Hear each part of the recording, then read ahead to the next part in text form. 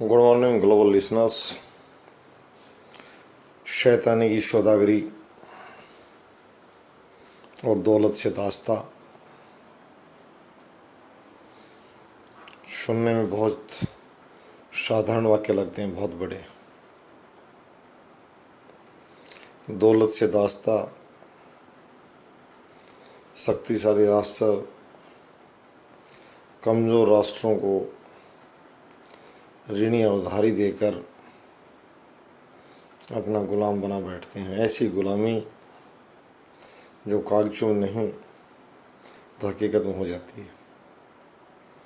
ये बात राष्ट्रों पर और फिर आम समाज तक आ जाती है, दौलत दास्ता पैदा कर देती है। दौलतमंदों को पैदा है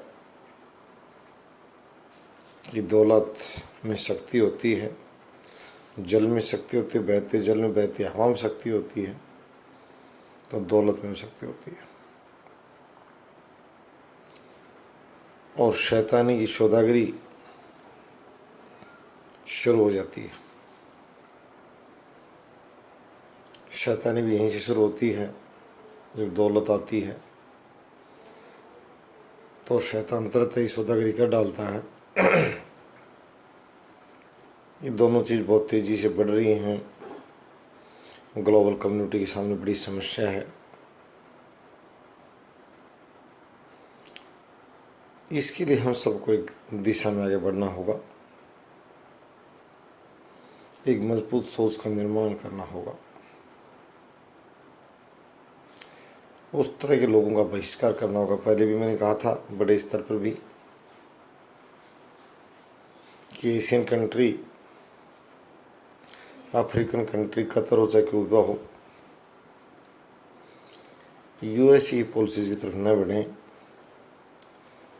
भारत जैसे देश की तरफ हाथ में आजमाएं। उसकी सोच में सरलता है।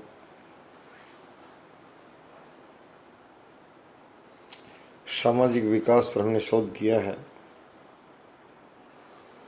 नीति और सोच काम आती हैं। डॉक्टर भीमराव अम्बेडकर जी ने कहा था कि शिक्षित बनो, संगठित बनो, संघर्ष करो।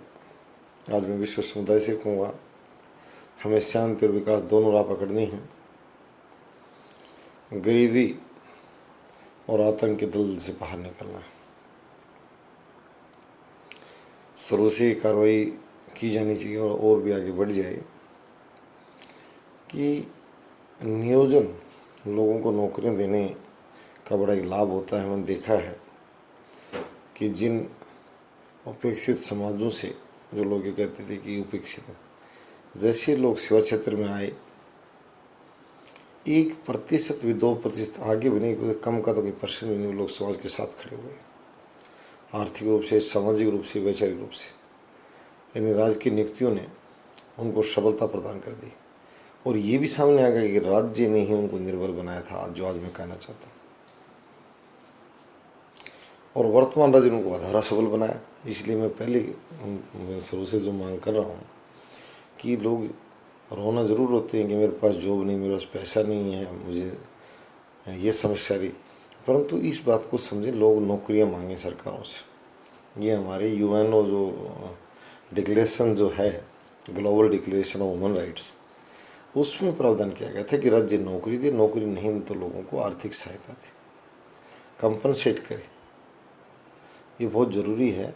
सुख की बातों से काम नहीं चलेगा। मैंने बार बार कहा कि आप नौकरियां मांगें, और जब आप आर्थिक संबल हो जाएंगे तो ये बात सामने आएगी नहीं, बुराइयाँ हट जाती हैं। पढ़ी लिखी और नियोजित महिलाएं पर्दा प्रथा को कहाँ एक्सेप्ट कर पा रही हैं जल्दी से।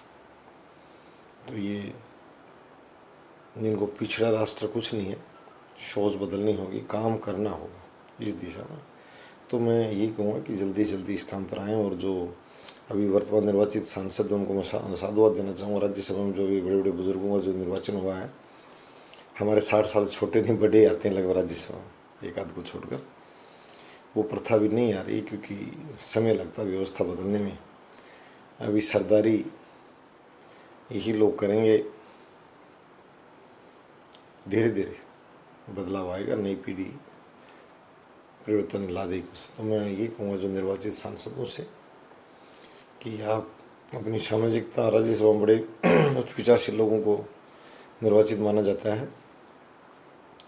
अभी जो हाल ही में घनश्याम तिवारी, सुरजेवाला और दूसरे लोग जो दौड़ में हैं, अभी परिणाम आ जाएगा, इनसे मैं कहूँगा कि वो एक बार गौशाला कोहाड़वास पहुँचें। और गौशाला कोहाड़वास में महिला विश्वविद्यालय के लिए मीटिंग का बराबर आयोजन चल रहा है, आमंत्रित किया जा रहा है सभी को। आप भी दोनों बहादुर सांसदों को मैं साधुवाद दे रहा हूँ और बड़े बॉलर हैं, जीविया खिलाड़ी हैं दोनों। तो मैं उनसे ये भी कहूँगा कि वो आएँ और अपनी इस जीवा के बल से हमें भी लाभान्वित करें, ताकि गौशाला उच्च उन्नति के शिखर पर पहुँचे वैश्विक धमक के साथ। और महिला विश्वविद्यालय कहते हैं कन्या और काऊ दोनों को कल्याण के लिए जो कार्य किया जा रहा है, उसके लिए मैं सभी निर्वाचित वर्तमान जो नवनिर्वाचित सांसदों से कहूँगा कि वो एक बार जरूर गौ माता के दर्शनार्थ पहुँचे। धन्यवाद।